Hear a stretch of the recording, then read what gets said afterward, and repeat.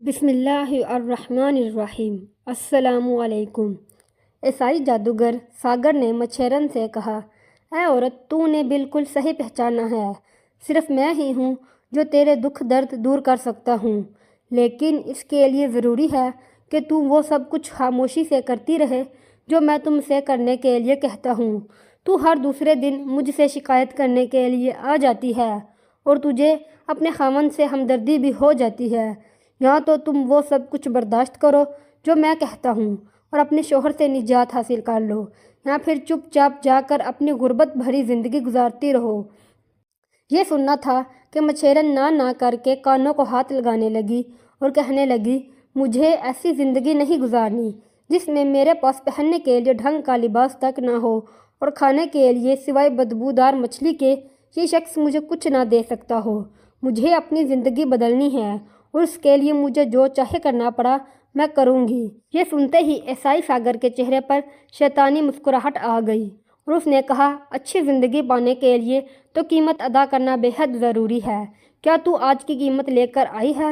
عورت یہ سن کر تھوڑی اداس سی ہو گئی، پھر اس نے اپنے دوپٹے کا پلو کھولا اور وہاں سے چند سکے نکال کر ساگر کے سامنے رکھ دیے اور پھر سے ہاتھ جوڑ کر کہنے لگی، اے میرے مشکل کشا، ابھی تو میرے پاس بس یہی ہیں جو میں نے اپنے خاوند سے چرائے ہیں۔ جو مچھلی بیچ کر اپنے لیے رقم جمع کرتا ہے وہ نیا جال خریدنا چاہتا ہے کیونکہ اس کے جال میں ایک بڑا سا سوراخ بھی ہے، لیکن ابھی میں موقع پا کر اس کی رقم میں سے پیسے چرا لیتی ہوں اور وہ رقم آپ کے پاس لے آتی ہوں۔ آپ اسے قبول فرمائیے اور میری مدد سے انکار نہ کیجیے۔ دیناروں کو دیکھتے ہی عیسائی کی آنکھوں میں چمک پیدا ہو گئی، لیکن اس نے خود کو لالچی ظاہر نہ کیا اور بڑی ہی بے نیازی سے دینار اٹھا کر اپنے پاس پڑے ڈبے میں ڈال دیے۔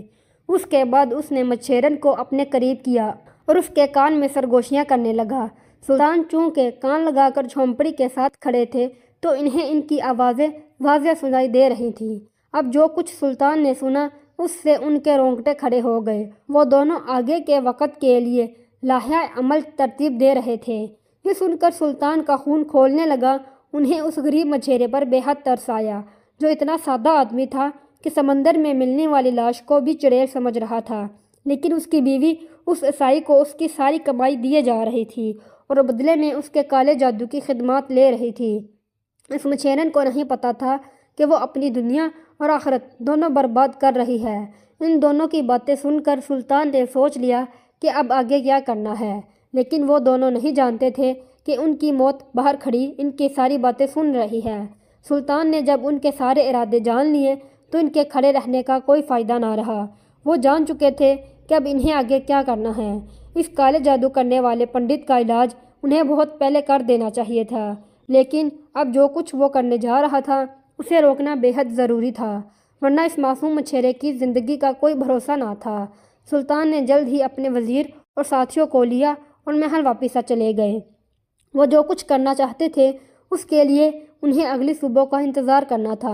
وہ جانتے تھے کہ کل صبح مچھیرا پھر سے اپنا جال اٹھا کر دریا میں مچھلی پکڑنے جائے گا اور جو کچھ ہوگا وہ کل سب کے سامنے آ جائے گا۔ چنانچہ سلطان بے چینی سے صبح کا انتظار کرنے لگے۔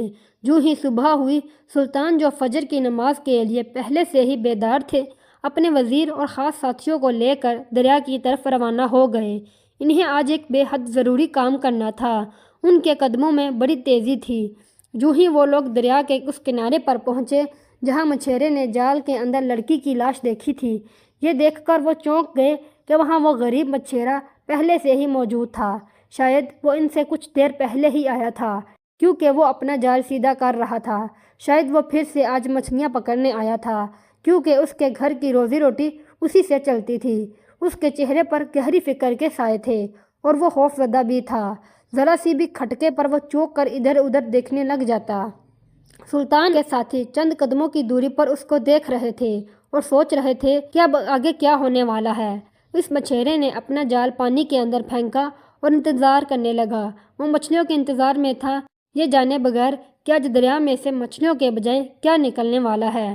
ذرا دیر بعد ہی اس کے جال کی رسی کھینچنے لگی، جال پھڑپھڑانے لگا، یوں لگا جیسے جال کے اندر کوئی چیز پھنسی ہو۔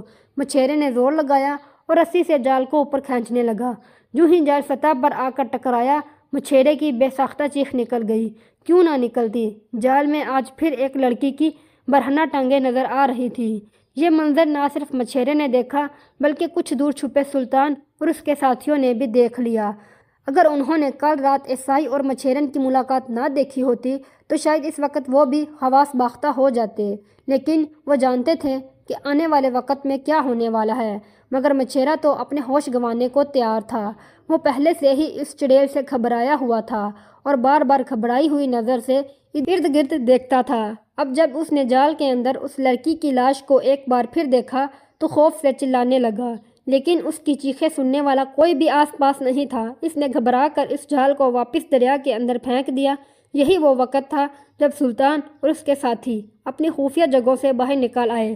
سلطان نے تیزی سے دوڑتے ہوئے دریا میں چھلانگ لگا دی۔ مچھیرا حیران تھا کہ اس خالی اور ویران جگہ پر اچانک ہی اتنے سارے لوگ کیسے نکل آئے ہیں۔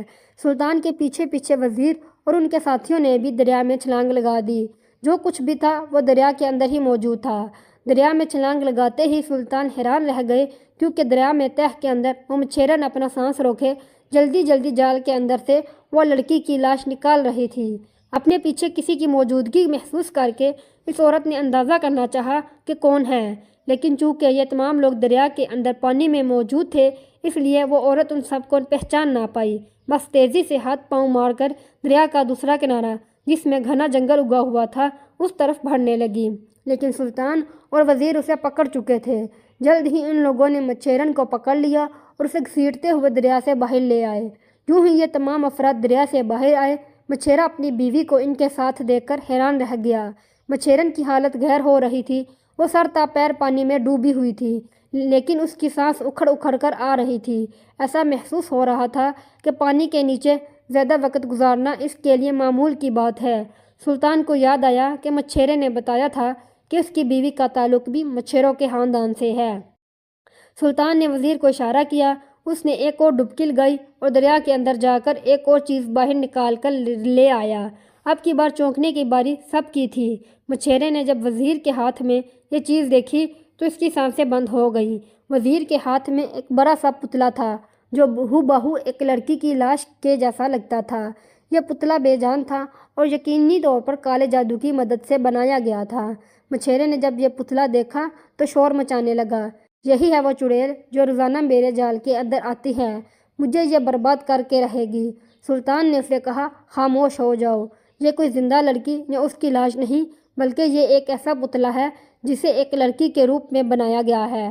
یہ وہ پتلا ہے جو پچھلے کئی دنوں سے تمہارے جال کے اندر پھنسا دیا جاتا تھا اور تم یہ سمجھتے تھے کہ تمہارے جال کے اندر ایک لڑکی کی لاش پھنستی ہے۔ یہ پتلا پھنسانے والا کوئی اور نہیں بلکہ تمہاری اپنی بیوی ہے۔ اب یہی بتائے گی کہ آخر یہ ایسا کیوں کرتی ہے، اسے ایسا کرنے کی ضرورت کیوں پیش آئی اور ایسا گھناؤنا کام کرنے کے لیے اسے کس نے مجبور کیا، یا اس کا ایسا کون سا فائدہ تھا جس کے لیے یہ روزانہ ایک نہ سمجھ آنے والا عمل دہرا رہی ہے۔ مچھیرے کی بیوی تھر تھر کانپ رہی تھی، وہ پہلے ہی گیلی تھی۔ سلطان نے اسے ایک چادر دی جس سے اس نے خود کو ڈھانپ لیا۔ اب سلطان اس پر رحم کرنے کے ارادے میں نہیں تھے، اس لیے سلطان نے بے حد سختی سے اس سے پوچھا کہ جلدی سے ساری داستان سنا دے کہ آخر وہ اس وقت دریا کے اندر کیا کر رہی تھی اور وہ اپنے شوہر کے جال میں پتلے کو کیوں پھنسا دیتی تھی۔ اس عورت نے جب دیکھا کہ اب کوئی راستہ نہیں ہے تو بہتری اسی میں جانی کہ سلطان اور اپنے شوہر کو ساری حقیقت بتا دے۔ جو کچھ اس نے بتایا وہ ان لوگوں کے رونگٹے کھڑے کر دینے کے لیے کافی تھا، اور یہ جاننے کے لیے بھی کہ جب کسی عورت کسی کام کو کرنے کا سوچ لے تو اس سے زیادہ خطرناک کوئی چیز نہیں ہوتی۔ اس عورت نے بتایا، سلطان معظم، میرے باپ نے میری شادی اس غریب مچھیرے سے کر دی تھی۔ میں یہ سوچتی رہی کہ شادی کے بعد میری زندگی حسین گزرے گی، لیکن مچھلی کے بدبو نے میری جان نہیں چھوڑی۔ اور تو اور میں اس شخص کو کئی بار کہہ چکی ہوں کہ یہ کام چھوڑ کر یہ کوئی اور کاروبار اپنا لے جس میں اس سے زیادہ نفع ہو اور میں اور تمہارے بچے اچھی زندگی گزار سکیں۔ مجھے مچھلی کی بو سے شدید پریشانی ہوتی ہے، میں اس سے نفرت کرتی ہوں، لیکن میرے شوہر کو صرف یہی ایک کاروبار پسند ہے کیونکہ یہ بزدل ہے اور زیادہ لوگوں کے ساتھ تعلقات بنانے سے خوف کھاتا ہے۔ یہی سوچ کر بس روز یہاں آ کر 4-5 مچھلیاں پکڑ کر لے جاتا ہے اور انہیں فروخت کر دیتا ہے، چاہے اس میں ہمارا گزارا ہو یا نہ ہو۔ میں ان حالات سے تنگ آ چکی تھی۔ میں اپنے والدین سے بات کر کر کے بھی تھک چکی تھی، لیکن وہ بھی مجھے شکر کرنے کا مشورہ دیتے تھے۔ آخر کار تنگ آ کر میں نے ساگر کے پاس جانے کا فیصلہ کر لیا، جس کے جادو کا توڑ کوئی نہیں کر سکتا اور جس کے پاس ہر مشکل کا علاج ہوتا ہے۔ میں نے بھی اس سے اپنی مشکل حل کروانے کا فیصلہ کر لیا۔ ساگر نے میری بات مان لی اور مجھے کہا کہ روزانہ مجھے یہ کالے جادو کا بنا ہوا پتلا اپنے شوہر کے جال میں پھنسا دینا ہے۔ میرا شوہر بھوت پریت پر یقین رکھتا ہے اور بے حد خوف زدہ ہو جاتا ہے۔ میں چاہتی تھی کہ جلد ہی وہ یہ سب دیکھ کر خوف زدہ ہو جائے اور یہ کاروبار چھوڑ دے گا۔ اس پتلے میں ساگر نے خاص قسم کا کالا جادو بھر رکھا تھا کہ جیسے ہی میرے شوہر کی نظر اس پر پڑتی اس کا دل بدل جاتا تھا۔ میں نہیں جانتی کہ اس نے سچ میں اس میں کالا جادو کیا ہے یا نہیں، لیکن وہ اس کی رقم تو مجھ سے وصول کر لیتا تھا۔ شاید اس نے بھی مجھ سے جھوٹ ہی بولا، ورنہ آج آپ سب کے سامنے میں نہ پکڑی جاتی۔ سلطان نے اس سے پوچھا کہ وہ تیراکی کیسے جانتی ہے اور دریا کے اندر اتنی دیر تک اپنا سانس کیسے روک لیتی ہے۔ اس بات کا جواب بھی تو ضروری تھا۔ اس عورت نے جب یہ سنا تو کہنے لگی، میرا تعلق مچھروں کے خاندان سے ہے، میں پانی سے ہی بڑی ہوئی ہوں، اس لیے پانی کے اندر رہنا اور سانس روکنا میرے لیے زیادہ مشکل کی بات نہیں ہے۔ لیکن اصل وجہ یہ ہے کہ مچھرے کے گھر سے نکلتے ہی میں بھی ایک دوسرے راستے سے یہ پتلا لے کر نکل پڑتی تھی اور یہاں آ کر اس دریا کے کنارے آگے جنگل میں چھپ جاتی تھی۔ جب میں دیکھتی کہ میرے شوہر نے دریا کے اندر جال ڈال دیا ہے تو میں تیزی سے پانی کے اندر کود کر اس کے جال میں یہ پتلا پھنسا دیتی۔ یہ پتلے کو دیکھ کر خوف زدہ ہو جاتا اور اسے پانی میں واپس پھینک دیتا تھا۔ میں جلدی سے پتلا جال میں سے واپس نکالتی اور جا کے جنگل میں چھپ جاتی تھی۔ اس دوران میری سانس نہیں اکھڑتی تھی، لیکن اتنی دیر تک پانی میں سانس روکنا تو میرے بائیں ہاتھ کا کھیل ہے۔ سلطان نے جب یہ سنا تو بے حد غصہ ہوئے اور اس عورت پر افسوس کرنے لگے اور کہنے لگے، اے عورت، کیا تو نہیں جانتی کہ تجھے مال و دولت نہیں ملا، لیکن ایک سادہ لو انسان تیرا شوہر ہے جو اس قدر معصوم ہے کہ اصل لڑکی اور پتلے میں فرق بھی نہ کر سکا۔ تو نے اسے بے وقوف بنا کر اپنے لیے کون سی زندگی چاہتی ہے؟ ساگر جیسے کالے جادو کے ماہر لوگ اپنے جادو کا سرعام استعمال نہیں کرتے، خاص کر تم جیسی بے وقوف عورتوں کے لیے تو ہرگز نہیں۔ وہ تم سے رقم ایٹھنے کے بعد صرف اس پتلے کے ذریعے تمہیں ٹرخا رہا ہے، اور اگر تم مزید اس کے چنگل میں پھنستی تو نہ جانے تمہارے ساتھ کیا سلوک کرتا۔ تم نے اپنی کم عقلی اور ناشکری کی وجہ سے اپنے ساتھ ساتھ کئی لوگوں کی زندگیاں داؤ پر لگا دیں۔ اگر تمہیں مچھلی کی بو پسند نہیں تو تم اور تمہارا شوہر کوئی اور کام کر سکتے ہو، میں اسے کسی اور کاروبار میں شراکت داری کروا کر دے سکتا ہوں، لیکن اس کے لیے تمہیں وعدہ کرنا ہوگا کہ آئندہ تم اس کے وفادار رہو گی اور اس کے ساتھ لڑائی جھگڑا کر کے اپنی زندگی برباد نہیں کرو گی۔ عورت نے جب یہ سنا تو بے حد خوش ہوئی کہ سلطان نے تو سارا مسئلہ ہی حل کر دیا۔ سلطان نے اس کی بے حد سرزنش کی کہ اس نے ایک عیسائی کو اپنا مشکل کشا کیوں بنایا، جبکہ مشکل کشا تو صرف اللہ تعالیٰ ہی ہے۔ اس بات نے عورت کو بے حد شرمندہ کیا اور اس نے سلطان اور اپنے شوہر دونوں سے معافی مانگ لی۔